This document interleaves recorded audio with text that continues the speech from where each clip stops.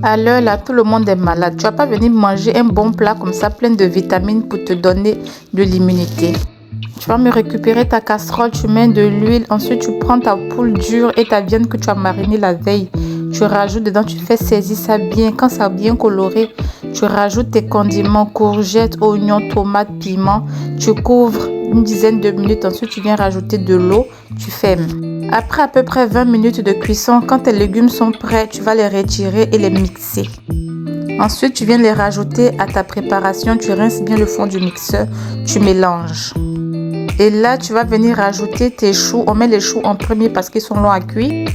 Quand l'ébullition reprend, tu vas venir rajouter un bouillon de crevettes. Tu mélanges bien, tu rectifies l'assaisonnement. Ensuite, tu rajoutes tes carottes. On va poursuivre la cuisson à peu près un quart d'heure et ensuite on va venir rajouter les courgettes ainsi que les haricots verts. Quand toi-même tu vois une sauce pleine de vitamines là, tu sais. En tout cas, tu remues bien de temps en temps, on laisse cuire encore une demi-heure et voilà le résultat.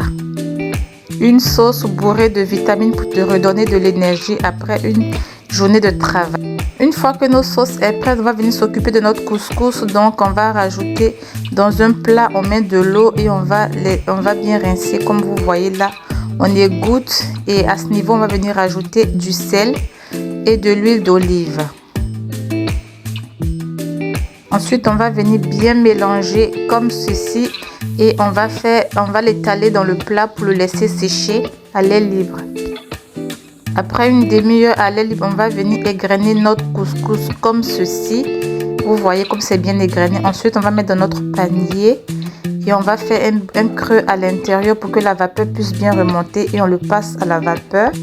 Après l'avoir vaporisé à peu près 20 minutes, on va venir le renverser dans notre plat. Si les grains sont encore durs, on va venir asperger un peu d'eau et on va laisser à peu près 10 minutes refroidir et on reprend le processus. Et voilà le résultat à la fin. Je mets le beurre dans mon plat, je rajoute mon couscous qui est bien cuit et je vais venir mélanger tout ça. Et voilà un couscous de pro. On passe au dressage. Si vous avez aimé, n'hésitez pas à liker, commenter, partager et surtout abonnez-vous. On se dit à bientôt pour de nouvelles recettes. Bisous, bisous.